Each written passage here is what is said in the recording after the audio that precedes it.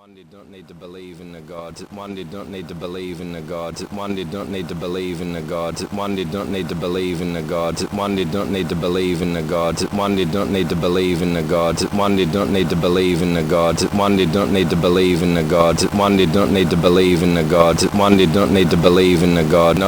One did not need to believe in the god or gods in order to comprehend morality. Stoicism is a form of Greek wisdom. Demonstrates this, and so you then have by force burnings of not only the church burning those they called heretics and witches, but their own would-be Bible distributors. So force and violence used, and then Nietzsche coming along and writing "God is dead," hearing a religious man singing in a forest, and in Thus Spoke Zarathustra approaching. He has his character Zarathustra approach him, and it's like a godless person's sort of satire of the Gospels. Approaching, saying, has this person not yet heard? Has this man not yet heard in his forest that God is dead? And then he went on again to readdress and retackle the questions of, well, now that God is dead, what shall we do of morals? But what you find evident in concepts like heaven and hell is why would one want to go to heaven and want to avoid going to hell? Albert Einstein called it an insult to any person's intelligence, and Sam Harris called it a bypass of what we mean by morals altogether, that you would be kind to a person because you are trying to earn your way into heaven, or you are afraid of being sent to hell. And argued that what we're really talking about is the well-being and flourishing of sentient life on this planet, because flourishing and well-being being key here. That's why heaven, that this is said to be achieved and attained in heaven, and in hell one is denied this by way of eternal torment. So obviously, this wouldn't apply to a planet comprised totally of rocks. There's no value system here. There's no feeling. The rocks aren't sentient. They'll collide into one another. But they can't have a moral system. Moral judgments don't apply. Value systems don't apply.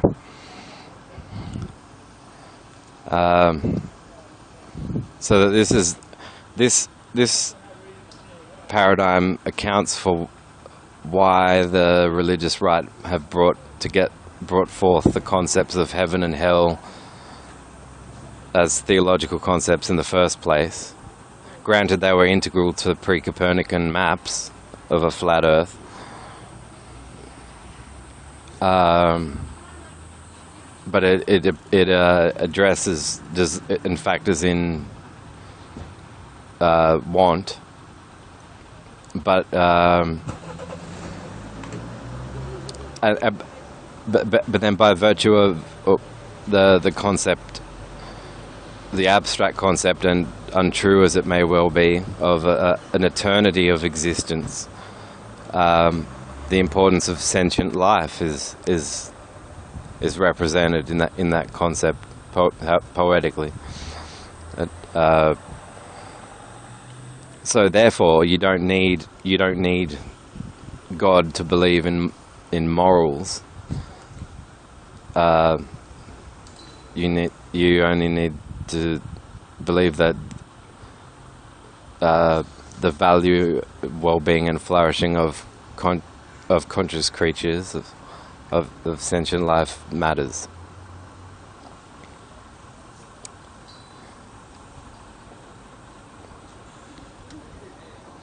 And yeah, So that's that in sum. The Doppelhose is a turning point in the context of Marilyn Manson album styles, and in that a trilogy had preceded it, a triptych, which it's like a parable told in reverse. But for what else is contained in Doppelhose, which in particular got all this, drew out all this unwanted attention, where in circumstances where I didn't invite or offer to show it to someone.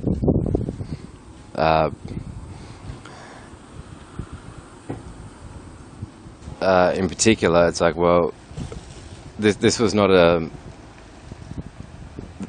I mean, Marilyn Manson had been openly admitted bisexual since the 90s, since the band started out. It's not something newly declared in Doppelhose.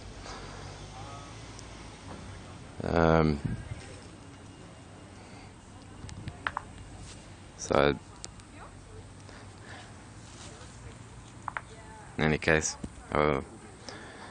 okay, this is Luca, and this is now getting to, I lost track of total time, but this particular recording is almost at 15 minutes. So I will wrap it up and merge today's audio files. Goodbye.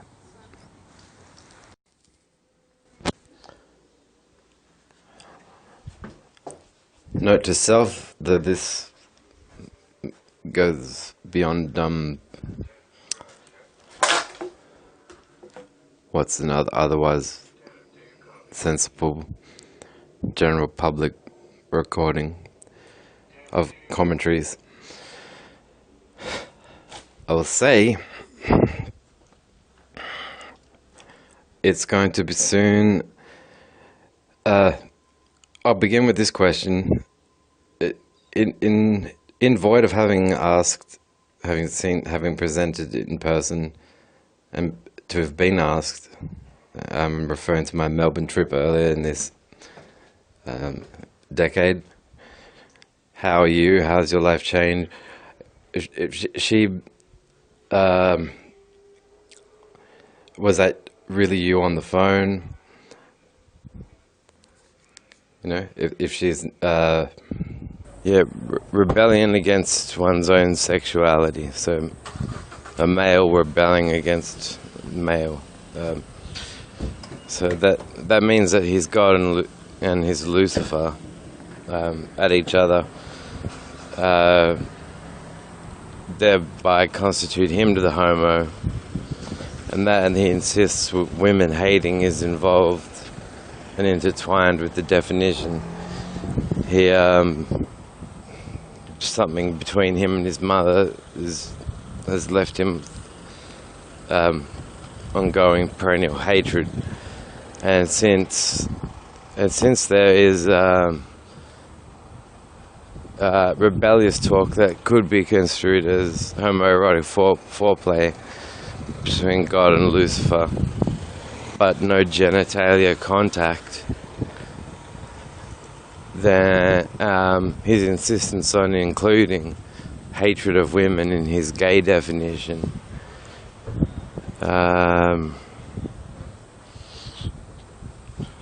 while he's rebelling against them and then rebelling against the males in society who ask him, are your research methods even scientific, or are they religiously motivated?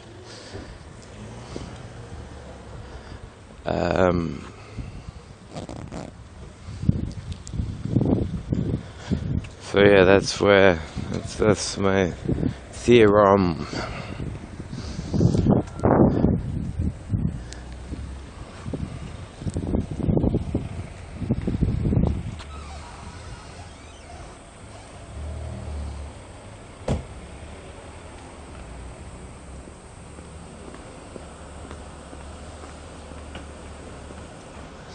and then when he's at uni and he's spiking water with methylene blue so that his university peers will piss at the colour blue.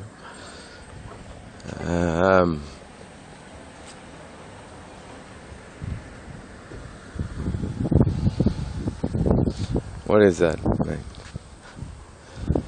He had a jab at his mother while she had just left the toilet or something.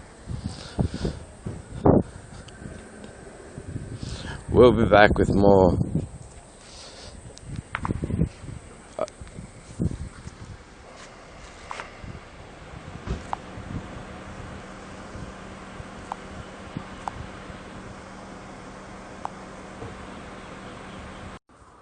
In fact, within their individual minds, they're rebelling and establishing a triangular formation. God and the devil, and then Roger, assuming the position of the all-seeing eye atop the Freemason pyramid. So he looks at the point to the left, and there's God. No, Lucifer going, what sort of God are you then, unless you can...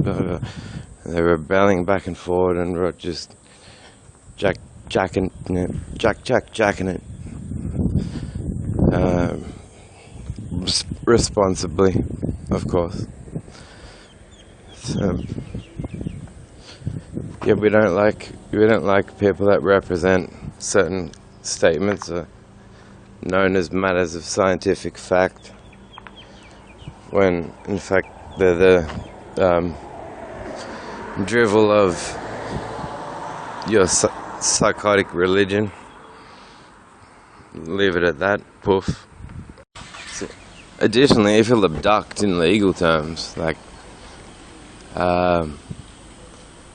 which in defense he'd fall back on, didn't your father ever teach you? The answer immediately is no, which means it's absolutely not his role to sexually introduce me to myself. But you notice that he's willing to do this, which means he's committed a crime against my mother. So these elements repeat.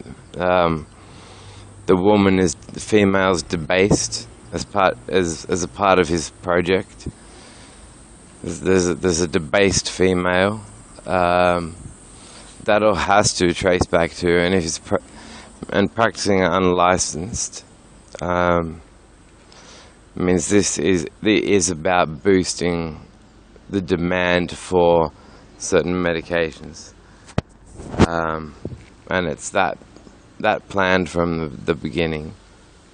Not the beginning in Earth being 6 days old. So 6 minutes old.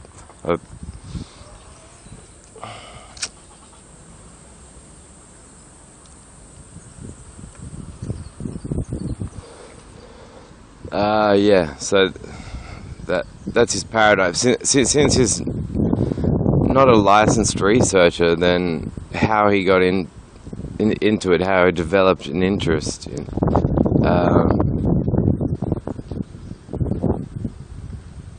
While being a person who insists genes determine what we believe is that genes determine this, genes determine that.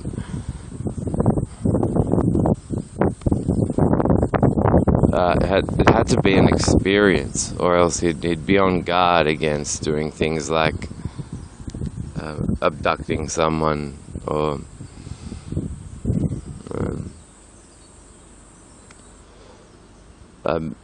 offending during work hours, speaking off the topic of professionalism altogether while offending the family of someone, all because he wants that person to declare themselves gay, because Roger's desperate to have his study, his modus of study,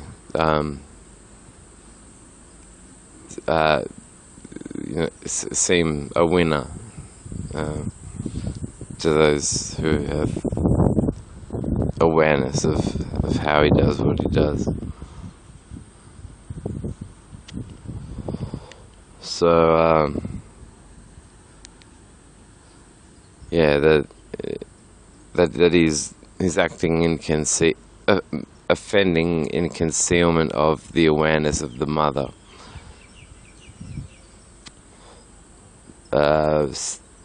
To me suggests his want is for his own mother to forget something.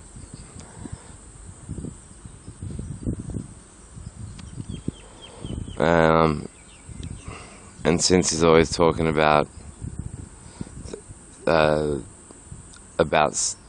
sex at work when it's off topic and unnecessary, and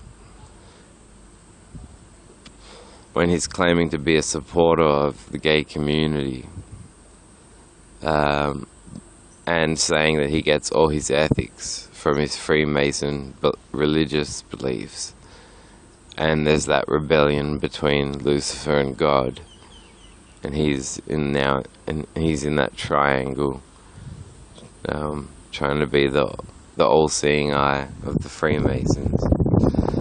Then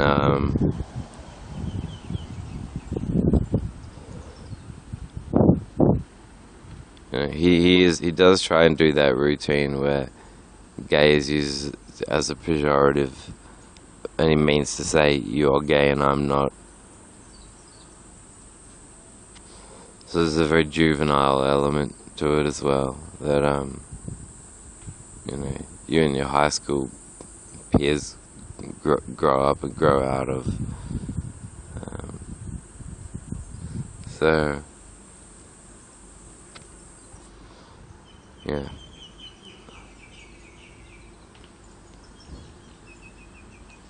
Thanks for listening to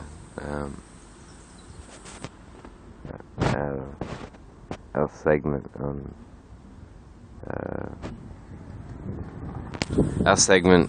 Toilet Cancer Poof.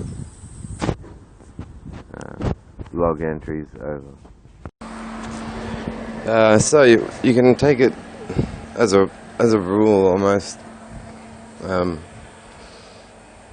for granted that with a religion that has not disclosed its constituency, it's the propositions that comprise it, but do state its agenda to be unifying all the world's religions. You know that if a church sits down and has a meeting with debates on the key aspects of Christianity, they wind up splitting off into different denominations of churches. So that's even within one religion. So you aren't going to be able to unite all the world's religions. And your religion is intrinsically stupid. I mean, and you're saying an all-knowing, all-powerful God is renegotiated by Lucifer in the book of Job to put Job to the test and see if Job still loves him if he kills all 10 of Job's children. Now, the same God would know would know Job's heart and would go and would have the power to stop Satan interfering with him and know the outcome of the test. And even though Lucifer wouldn't, so it's nonsense that you're just supporting the other side in terms of deity.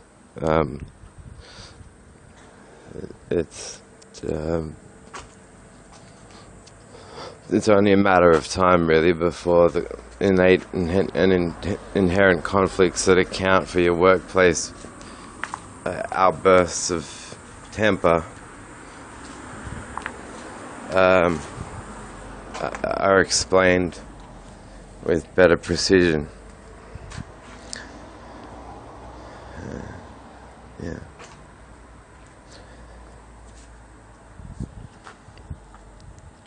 So, cop that, Roger Markby. Roger Mark, bye. That Roger, that Roger Mark's buys.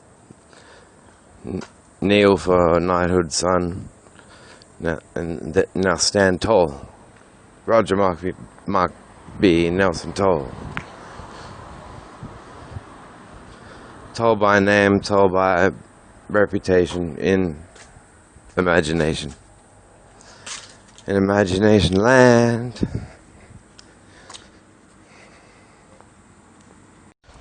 No, I honestly don't think it's fair to call, call on a coroner to assess a situation involving one or more deaths and be like, oh, coroner, do you think this is corona? Coroner, is this corona again? Coroner, what do you think? Is this corona? Corona.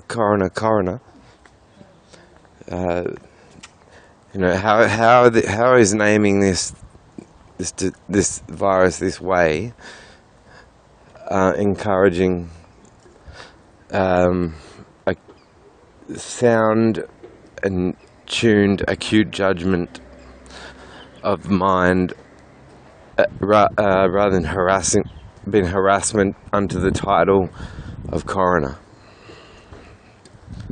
I submit the latter.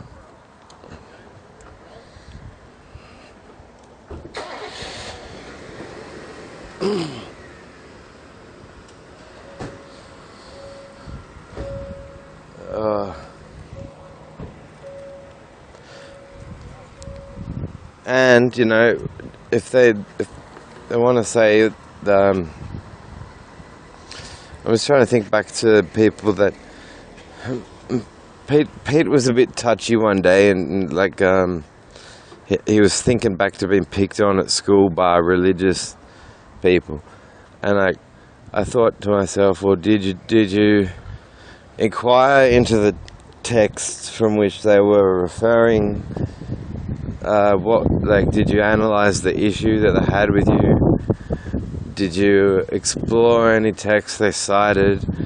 With what sort of statements did they pick on you? If you're still whinging about it now at this age, when I'm fucking like a 30-year age, then if Eric Banner were here, he'd just say, whinge, fucking whinge. Because you could look up a rebuttal, and even if you don't get to say it back to them or egg their house or anything vengeful, you can at least calm your own nerves. As you and your Buddhist thing, indicated by your many trips to Nepal, know and know well. Goodbye. So now, additionally, in the 90s, during the Antichrist Superstar era, Manson would get hit up with journalists, as well as mass Christian rallies. Although answering the journalists was something that was more physically possible. Screaming Christians are not gonna. Well, yeah, there's not much you can do until the concert starts, and then the audience can yell "fuck you" out to the protesters. I'm told Katy Perry was once a protester at a Marilyn Manson concert. She would protest and join the rallies outside of Manson's concerts, and then she had an awakening, and then went, "Fuck this, I'm going to sing too." And But in any case, um, on the topic of Jesus, and from the outset, Manson has said, "I like Jesus." He said things like, I like Jesus. He's my gardener." He said, to answering the charge, how can you be against a God who loves you? How can you be against Jesus? He said, "I couldn't possibly be against Jesus because your religion killed him and what he stood for." Now, these are the themes I'm exploring when I talk to you about gospel datings and how important they are to having a clear understanding of what you're criticizing or what you're weighing up to the tune of, do I trust this? Do I believe in this?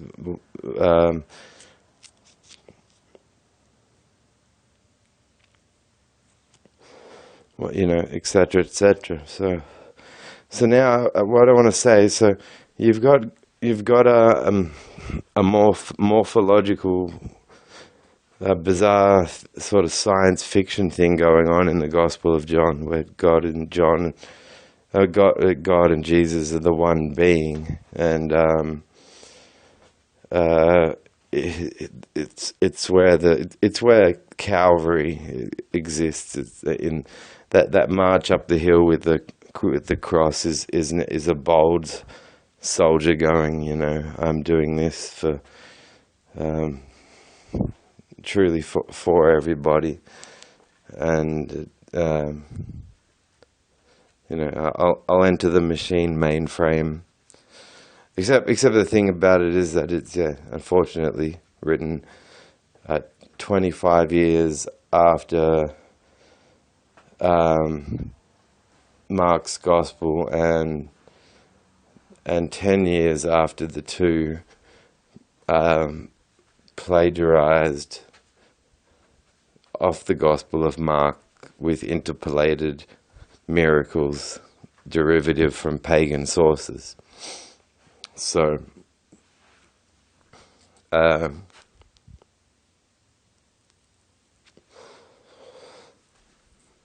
what I'm trying to say, it looks like in reverse is that the Mark's Gospel shows a human, poetic human, who's not overtly judgmental as to reject different types of people, get accused in chapter 12, and see, it's only if you become biased by being more intensely influenced by the other gospels, and some Christians are to crazy degrees, like, and you would think, like, if there was a gospel that was written like last year, but the church voted to put it in to the Bible, would you trust that it was still the word of God? Because you're going out on a limb just to think that the Gospel of Saint Mark is one that you should trust at all, or that has any credibility to it at all. It's when it's said to have been written is based on historical knowledge of the destruction of the Jerusalem temple. That's stated to have been known, which means the book of Mark's Gospel had to have been written after the temple's destruction. And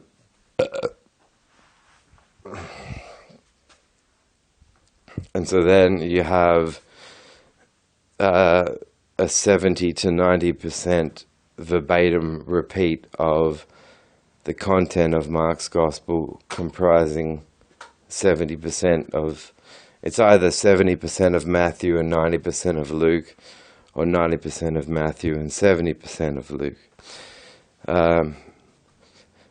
But yeah, and this is if you compare you need to compare the papyrus originals, not the. So what's snaky is that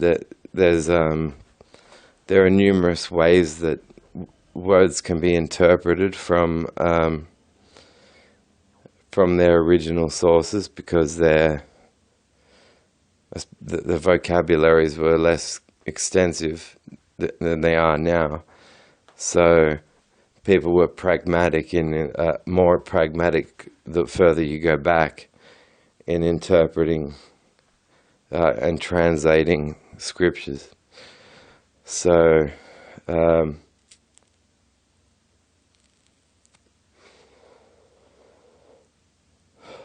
what's nice is that they would not put words in the mouth of a person in response to an accusatory question, because what it shows is, well, are you the king of the Jews? Reply is, well, you said it. So it's neither a yes nor a no. And if he's just been kidnapped and handed over for judgment, and if the Jews were all slaves at the time, that I don't know that they'd have a political structure. But and if that's the case, then the question, "Are you the king of the Jews?" is a poorly framed question that can't be answered, which would have been a curveball to Jesus.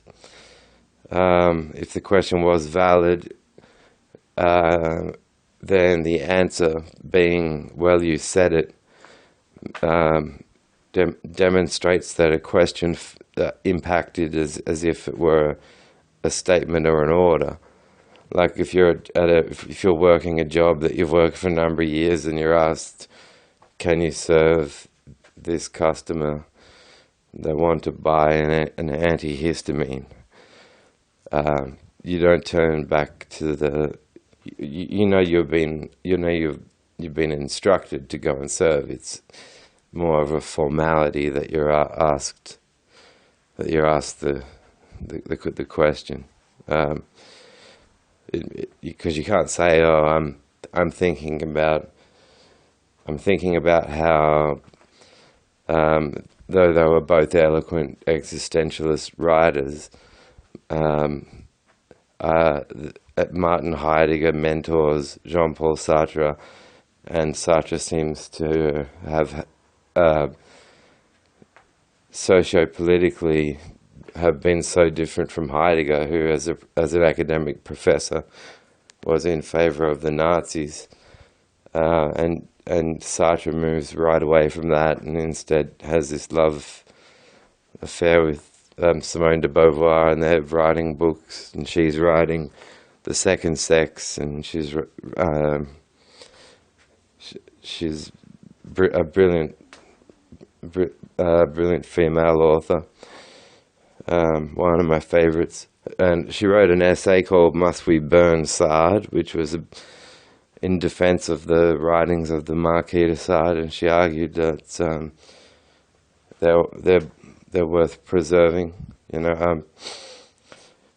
I had mentioned the Marquis dying while thinking that during the storming of the Bastille, his works, the 120 Days of Sodom, had been lost as well.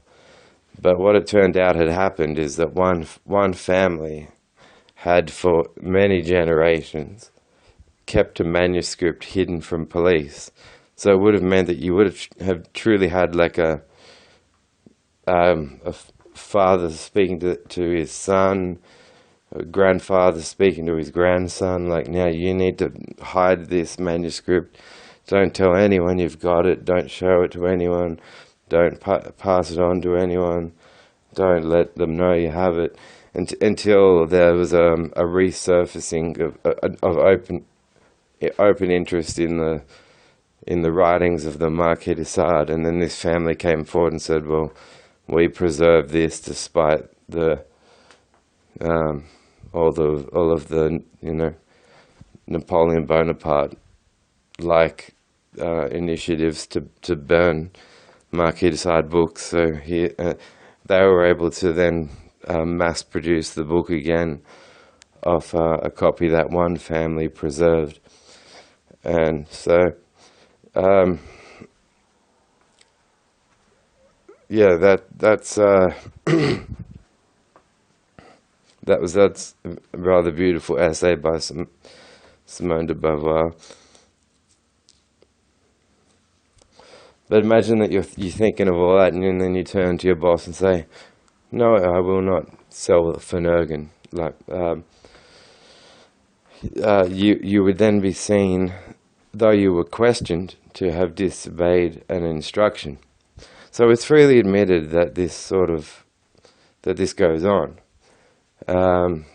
And so it means really that when you're reading the text in chapter 12 of Mark's Gospel, and you shut off you shut off the prospect of using as interpretive lenses the Gospels of Matthew or Luke or John or all three of them, and you just look at Mark's as the oldest one, because we know that the authors of Matthew and Luke had a copy of Mark in their possession.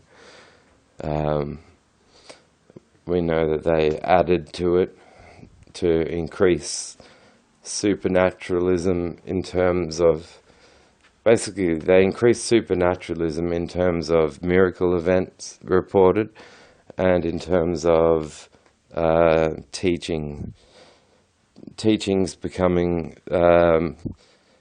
more supernatural and more political revolution charged. So I've previously remarked that it was, you can turn your head going, oh well, you can see why he would have been executed then on a humanistic level then if he was stirring up this much of a rabble. But no, you can't if he never said those words. But what you can see is that dishonor to a king and queen for killing someone who didn't deserve it would have panicked the masses in terms of, why should we be loyal to this king and queen? That they're a disgrace.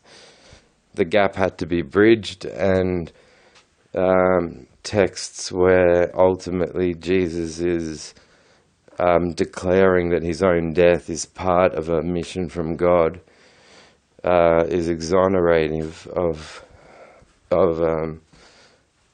the reigning kingdom at the time.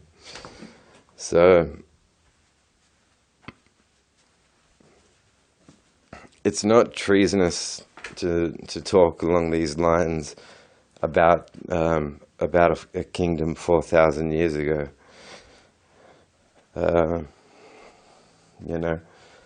When Princess Diana had died, and people wondered, why hasn't the flag been hoisted in respect for Diana? They all got together, rallied together and protested until the flag was raised. But initially they weren't inclined to want to raise it.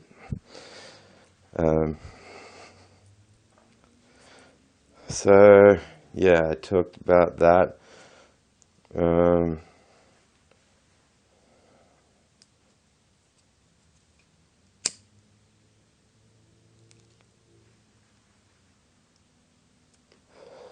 Fucking phone getting hacked and files getting deleted. I think I may also have talked about Noah's Ark being an additional extension example of the inbreeding that would go on in these kingdoms, because people tend to scoff and laugh at the story on the basis of how could a mating pair of every species of animal possibly fit on a boat like how, and this is to include all the dinosaurs, because land animals and man were created on the same day, according to Ken Ham and people like that. So all the land animal, these mass extinctions aren't acknowledged by biblical creationists who hold the world to be 6,000 years old approximately, on the basis of tracing genealogies from Adam and Eve downwards. Now, so you would have had every type, Tyrannosaurus Rex, Stegosaurus, or Triceratops, all of the dinosaurs mating pairs on this ark, this boat as well, and yeah, and then the question applies, well, now these animals that have, granted they were in mating pairs, but one mating pair per species of animal means that all the animals are once again inbreeding. As you implied, humans were at the start of time, at the start of creation in the Adam and Eve story.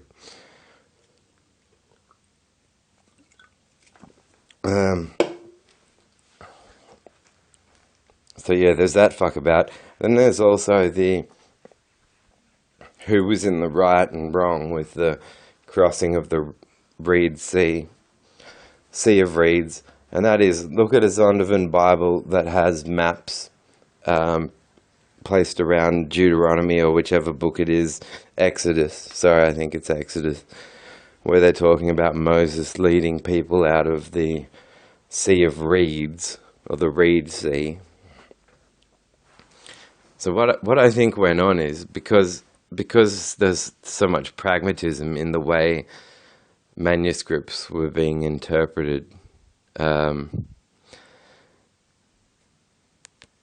going, well, let's say they crossed the Red Sea, drop an E, and say they crossed the Red Sea, not the Reed Sea, and it would look like they crossed this fuck off massive sea, and you get these black and white footage of oceans kicking up into walls, leaving sand pathways for Moses and the slaves to safely traverse, instead of the Sea of Reeds, which is a low tide marsh, swamp sort of type of thing.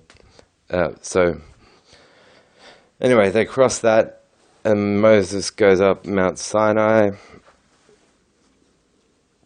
and comes down with his 10 Commandments. Now his first is the commandments include, in relation to God,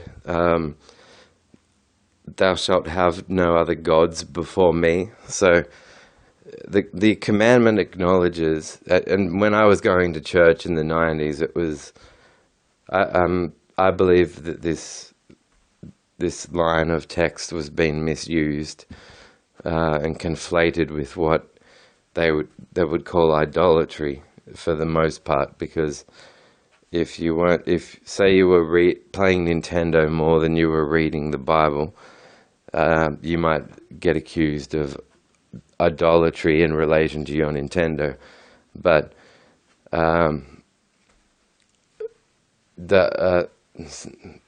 it wasn't completely impossible that you might be charged with, so what, is your Nintendo your God now? Which again is definitely a misuse, because what they're trying to draw attention from is the fact that the Bible came out of a very polytheistic time. It was probably tactical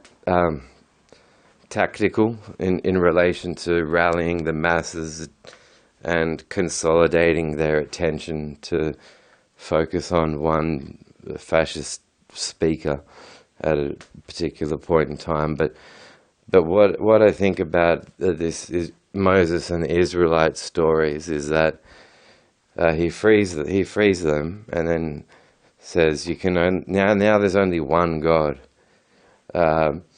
Their culture and their use of language may well have been that so that there was a god of the wind and there's a god of happiness, god of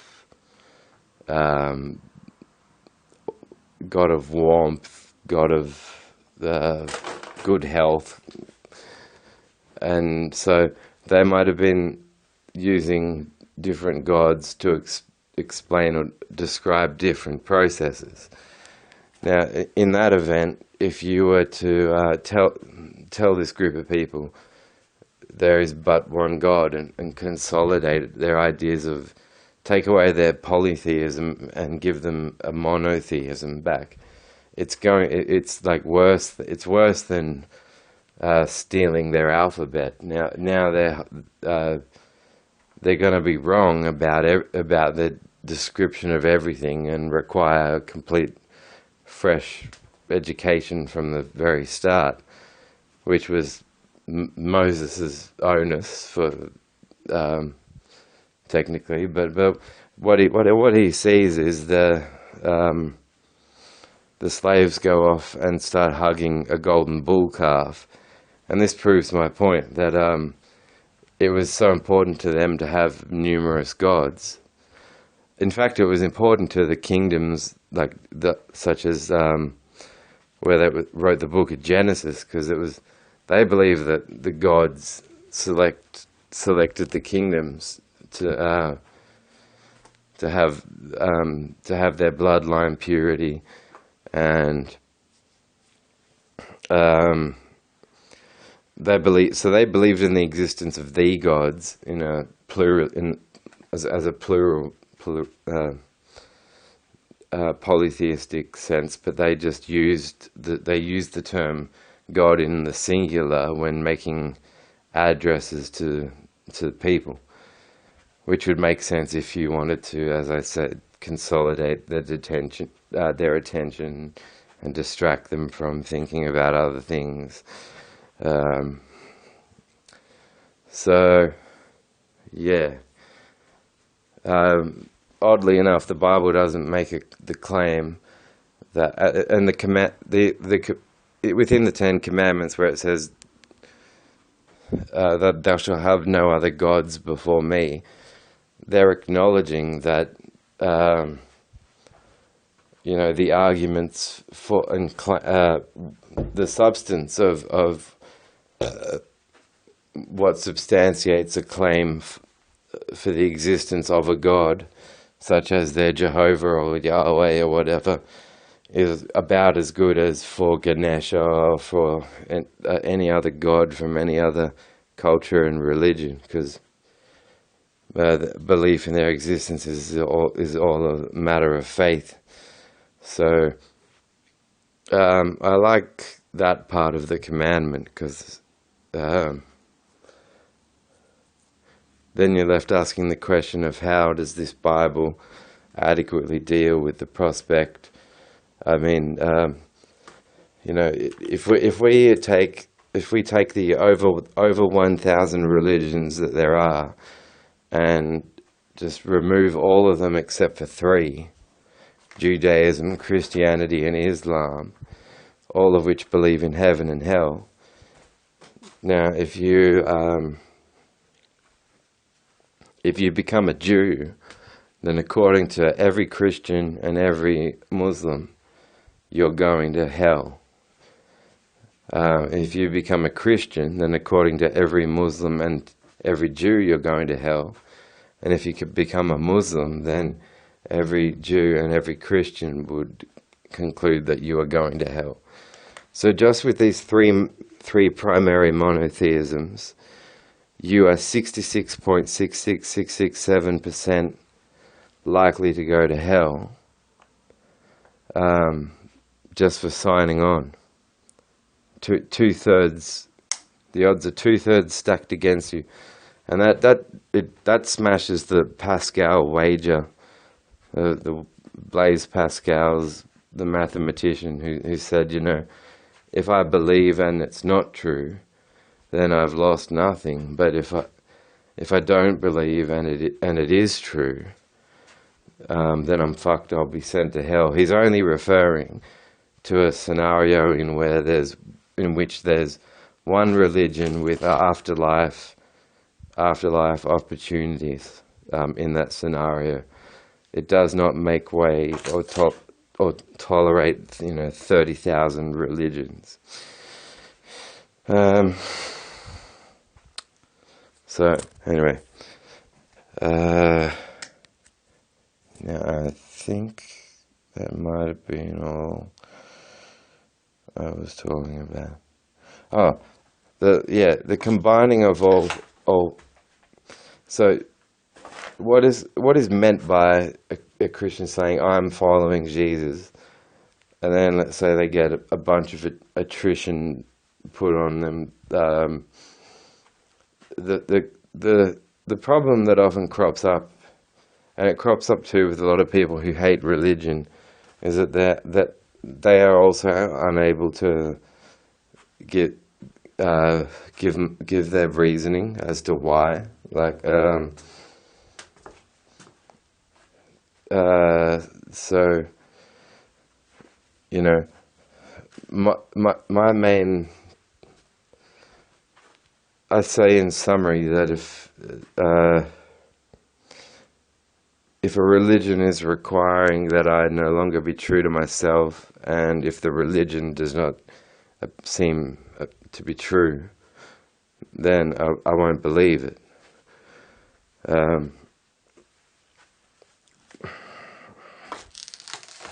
But yeah,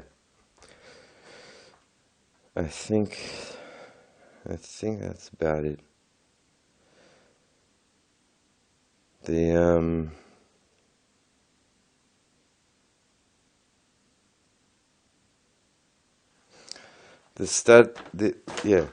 status of women is pretty bad in all three religions: Judaism, Christianity, and Islam.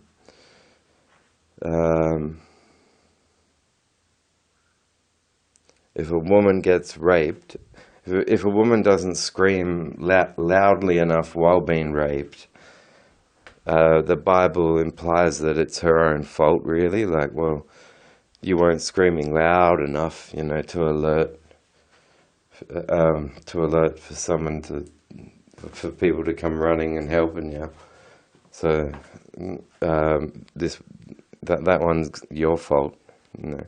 It actually says she should be stoned to death as an accessory to her own defilement. The other thing is, if a woman's not a virgin on a wedding night, she should be stoned to death. I'm a female rebel, can't you tell? Bang on the dashboard.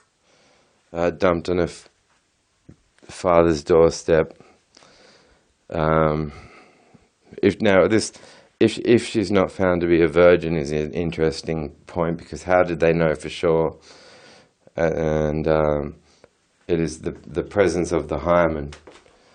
So a lot of activities like hopping over logs, a lot of outdoor activities can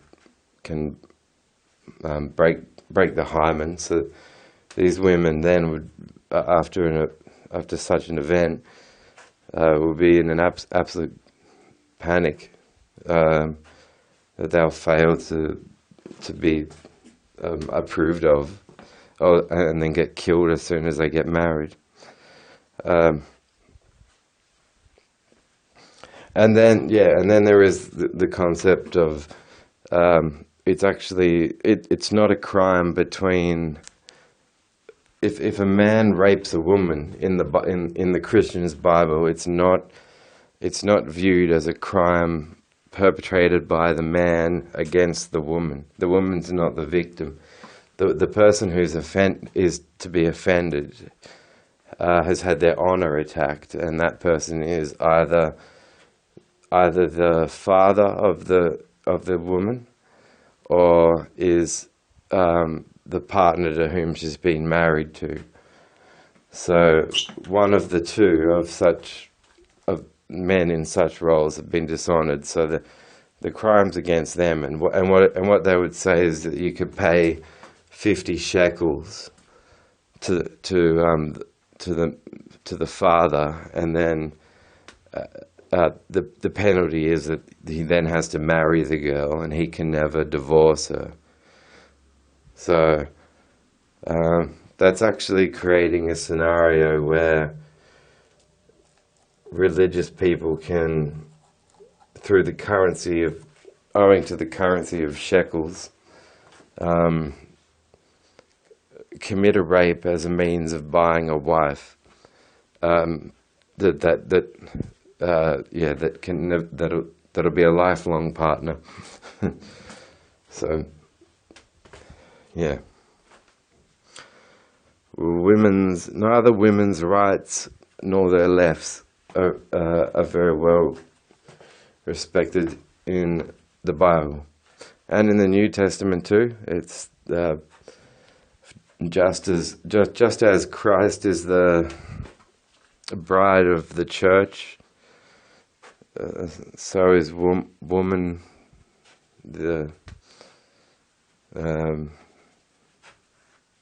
so is woman to the man. If women must be silent in church. If a woman has a question, she may reserve her question and ask her husband at home, for it is disgraceful that a woman should ever speak in the church. That I think is in the New Testament in Corinthians. So this is pretty disgusting. Pretty disgusting Bible, and yeah, have fun unifying that shit, Freemasons. Oh, and yeah, implosion is what I think happens if enough strain and pressure is put on the prospect of following Jesus as a Lord and Savior, because he only becomes the Savior by his way of his killing. He's been killed, and his last words in one book are antithetical to in another, in terms of is he giving, while on the cross, is he giving consent to hand his spirit over to God? In one book he is, in one book he's protesting and is not giving his spirit over out of consent. So consent is torn, and the Gospel of John is just this suicide mission, really. God does a suicide mission so that he can astronaut back, Junior Birdman back into up to heaven and become himself once more. Yeah,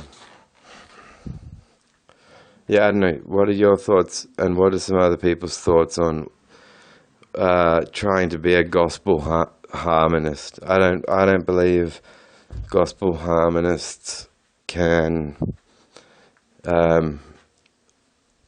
bring forth a coherent case for Christ. The other topic I think might have been removed was Judas, and the narratives of Judas. The author who's said to have written the Gospel according to St. Luke is also credited to have written the Book of Acts, found just after the four Gospels.